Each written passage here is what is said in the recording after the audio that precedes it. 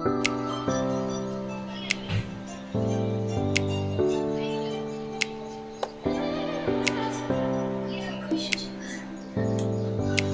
Hello नमस्कार, मी कोमल आपल्या एका नवीन ब्लॉगमध्ये तुमच्या सगळ्यांचं स्वागत करते।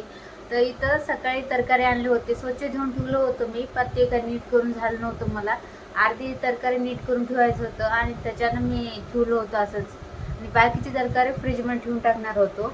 त्यामुळे मग हवन से भी जो बुरी शक्तियां बची रहेगी वो भी नष्ट हो जाएगी।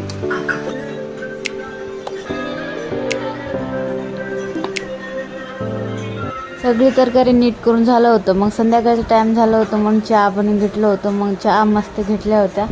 मग लगेच इथं संध्याकाळचं स्वयंपाकसुद्धा बनवायचं होतं मला। इथं डाळ शिजायला टाकलं होतं आणि इथं मला पीठ चुरायचं होतं, ते सुद्धा चुरून घ्यायला घेतलं होतं। मस्त असं चुरून घेतलं होतं। मग लगेच इथं कपडे आणायला गेलो होतो बाहेर, आणि संध्याकाळचं टाईम झालं होतं म्हणून कपडे ते काढून घेतलं होतं।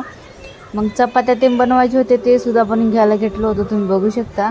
मग भाजी देखील करायची होती मला, मटकीची शेंगाची भाजी करायची होती मिठामध्येच, म्हणजे मीठ तेल टाकून तव्यावरच भाजायची होती मला। मग ते सुद्धा करायचं होतं, तुम्ही कंटिन्यू करा व्हिडिओ, तुम्हाला पुढे बघायला भेटते।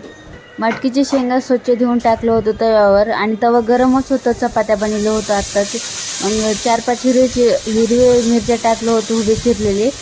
मग थोडंसं मीठ, थोडं तेल टाकून त्याला छान व्यवस्थित मिक्स करून त्याला शिजायसाठी ठेवून टाकलं। मग इथं लगेच डाळीला पाणी दिलं होतं, तुम्ही बघू शकता। मग सगळं स्वयंपाक बनवून झालं होतं आणि किचनसुद्धा क्लीन करून